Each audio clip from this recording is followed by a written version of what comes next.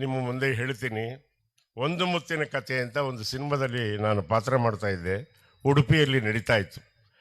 ಆವಾಗ ಅದರ ನಿರ್ದೇಶಕರು ಬಂದು ಶಂಕರ್ನಾಗ್ ಅಂತ, ತುಂಬ ಆತ್ಮೀಯ ಸ್ನೇಹಿತ.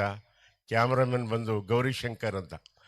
ಆ ಸಂದರ್ಭದಲ್ಲಿ ಅಣ್ಣಯ್ಯನ ಒಂದು ಮಾತು ಕೇಳಬೇಕು ಅಂತ ಅನ್ನಿಸ್ತು ನನಗೆ. ಡಾಕ್ಟರ್ ರಾಜ್ಕುಮಾರ್ ಅವ್ರಿಗಿಂತನೂ ಇನ್ಯಾರು ಅಂಥ ಅಪ್ರತಿಮ ಕಲಾವಿದ ಹುಟ್ಟೋದಕ್ಕೆ ಸಾಧ್ಯ ಇಲ್ಲ ಚಿತ್ರರಂಗದಲ್ಲಿ ಅನ್ನೋ ಮಾತನ್ನು ನಿಮ್ಮ ಮುಂದೆ ಅರಿಕೆ ಮಾಡ್ಕೊಳ್ತೀನಿ. ಏಕೆಂದರೆ ನನ್ನ ದೃಷ್ಟಿಯಲ್ಲಿ ಅದೊಂದು ದೇವರು ಬೇರೆ ಏನೇನೂ ಇಲ್ಲ.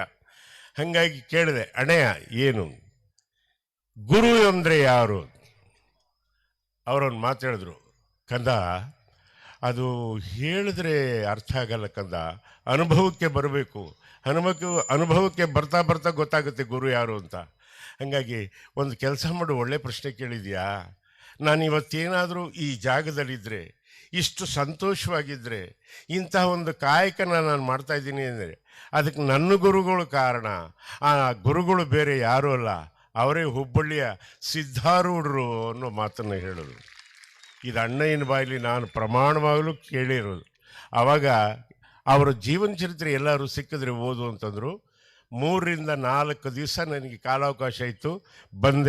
ಬಂದಾಗ ಭದ್ರಾವತಿಯಲ್ಲಿ ನನ್ನ ಗುರು ಸಮಾನರು, ಏಕೆಂದರೆ ಮಾರ್ಗದರ್ಶಕನು ಗುರುವಾಗುತ್ತಾನೆ ಅಂತ ಹೇಳ್ತಾರೆ ಗುರುಚರಿತ್ರೆಯಲ್ಲಿ. ಯಾರು ನಿಮಗೆ ಸನ್ಮಾರ್ಗಕ್ಕೆ ನಡೆಸ್ತಾನೆ, ಸರಿಯಾದ ಸಮಯಕ್ಕೆ ಉಪಯುಕ್ತ ಸಲಹೆಗಳನ್ನು ಕೊಡ್ತಾನೋ ಅವನು ಗುರು ಅಂತ ನೀವು ಪೂಜೆ ಮಾಡಬೇಕು. ಹಾಗಾಗಿ ಮಂಜುನಾಥ್ ಅಯ್ಯರ್ ಅಂತ ಒಬ್ಬರು ಇದ್ದರು. ನಾನು ಸಿದ್ಧಾರೂಢರು ಲೈಫ್ ಹಿಸ್ಟ್ರಿ ಓದಬೇಕು, ಅವರ ಆತ್ಮಚರಿತ್ರೆ ಓದಬೇಕು, ದಯವಿಟ್ಟು ನನಗೆ ಪುಸ್ತಕ ಎಲ್ಲಾದರೂ ಸಿಕ್ಕಿದ್ರೆ ತಂದುಕೊಡಿ ಅಂತ ಕೇಳಿದೆ.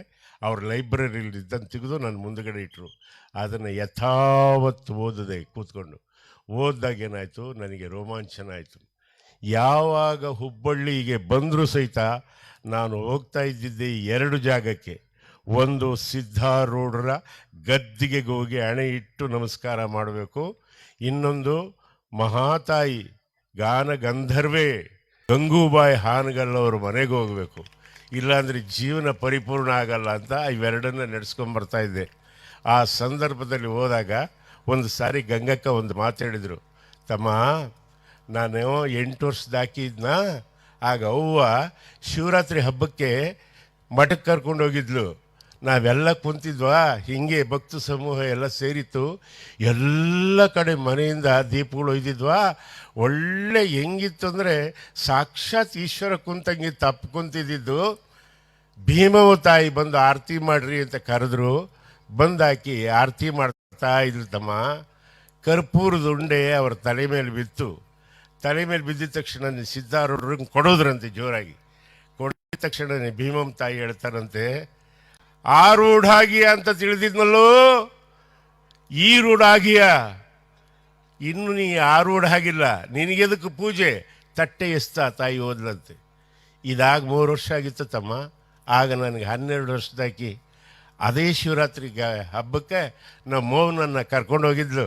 ಆ ಸಂದರ್ಭದಲ್ಲಿ ಅದೇ ಭೀಮಮ್ಮ ತಾಯಿ ಬಂದು ಆರತಿ ಮಾಡ್ತಾ ಇದ್ದಾಗ ಅದೇ ಥರ ಕರ್ಪೂರದ ದಪ್ಪನೆ ಉಂಡೆ ತಲೆ ಮೇಲೆ ಬಿತ್ತು. ಯಾವುದನ್ನೂ ಯೋಚನೆ ಮಾಡದೆ ಹಂಗೆ ನಿಶ್ಚಲವಾಗಿ ಅಪ್ಪ ಈಶ್ವರನ ಥರ ಕೂತಿದ್ದ. ಆಗ ಭೀಮಮ್ಮ ತಾಯಿ ಅದನ್ನು ತೆಗೆದು, ಅಪ್ಪ ಜೀವನದಲ್ಲಿ ಇವತ್ತು ನೋಡಿದೆ ಕಣೋ, ನೀ ಆರೂಢ ಆಗಿಯ, ಈ ರೂಢ ಅಲ್ಲ ಅಂತ ಪಾದಕ್ಕೆ ನಮಸ್ಕಾರ ಮಾಡಿದ್ರು ಅನ್ನೋ ಮಾತನ್ನು ಅವ್ರ ಬಾಯಿಂದ ಕೇಳಿ ಜನ್ಮಾಂತರದ ನನಗೆ ಒಂದು ಪುಣ್ಯ ಸಿಕ್ತು ಅನ್ನೋ ಮಾತನ್ನು ಹೇಳ್ತಾ ಇದ್ದೀನಿ. ನಿಮ್ಮ ಮುಂದೆ ನಾನು ಹಂಚ್ಕೊಳ್ತಾ ಇದ್ದೀನಿ.